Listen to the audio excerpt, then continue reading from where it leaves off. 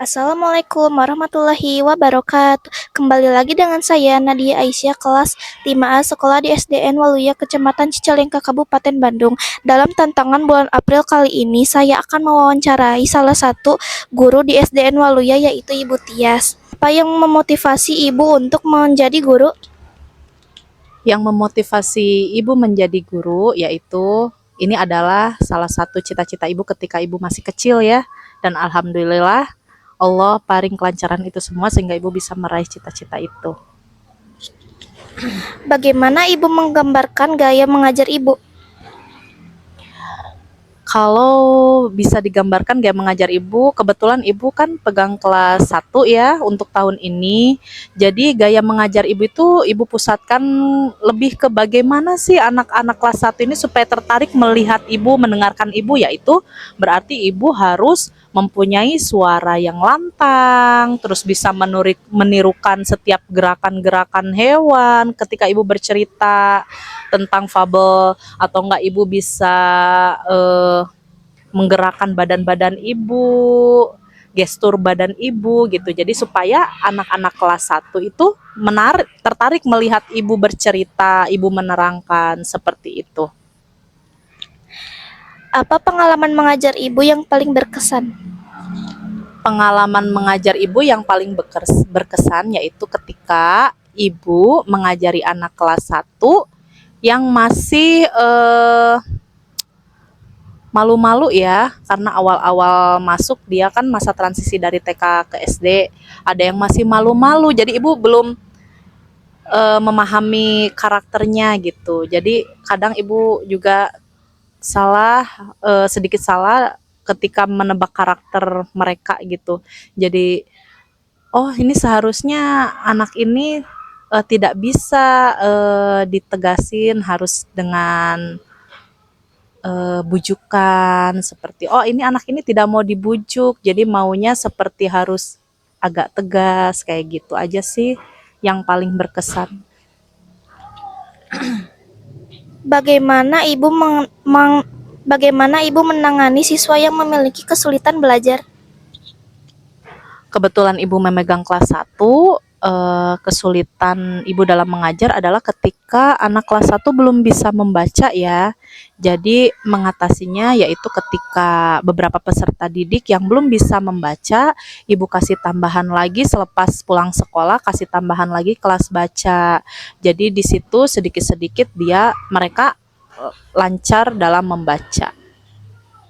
Bagaimana Ibu menjaga keterlibatan siswa dalam proses pembelajaran? Keterlibatan siswa dalam proses pembelajaran berarti di sini sama dengan keikutsertaan siswa dalam pembelajaran ya.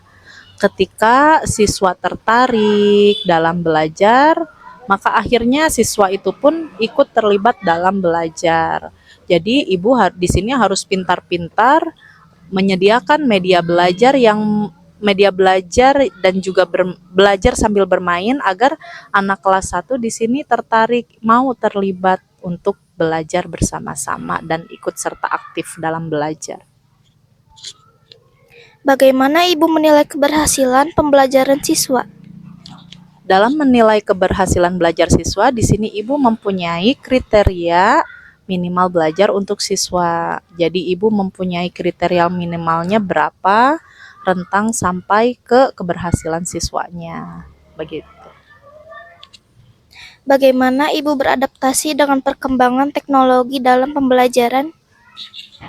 Seiring berjalannya waktu, seiring perkembangan zaman, guru-guru harus bisa mengikuti perkembangan zaman itu sendiri dengan mengikuti banyak seminar, dengan mengikuti banyak diklat, dengan mengikuti banyak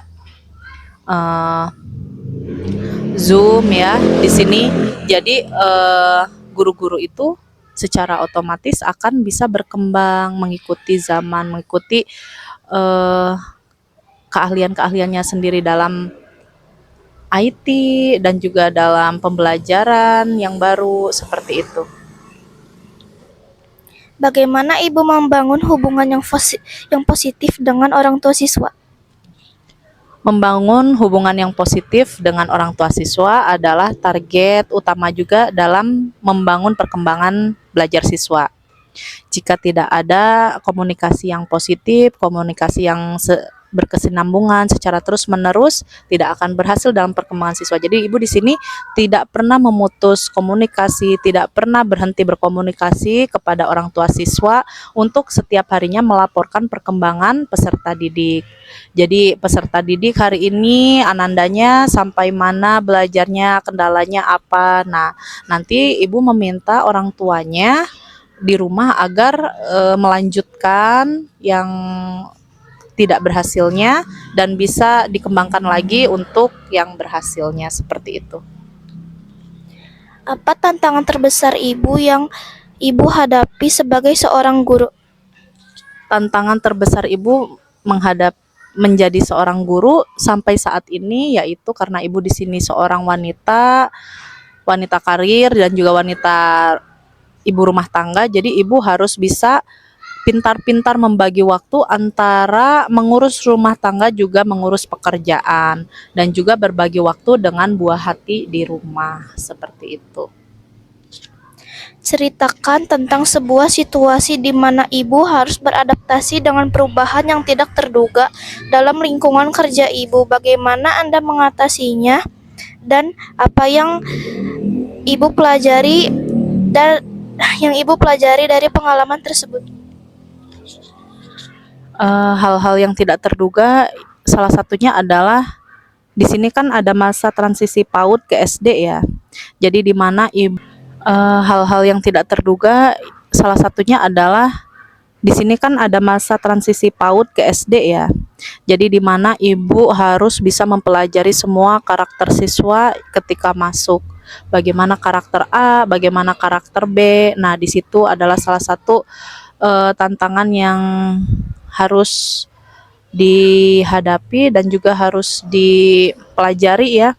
Karena ketika kita tidak mengetahui karakter siswa, kita tidak akan tahu bagaimana cara untuk menangani siswa tersebut agar berhasil dalam akademik, juga berhasil dalam sikap dan emosional, seperti itu. Terima kasih atas wawancaranya Ibu Tias. Sama-sama Nadia. Cukup sekian wawancara dari saya. Wassalamualaikum warahmatullahi wabarakatuh. Salam literasi.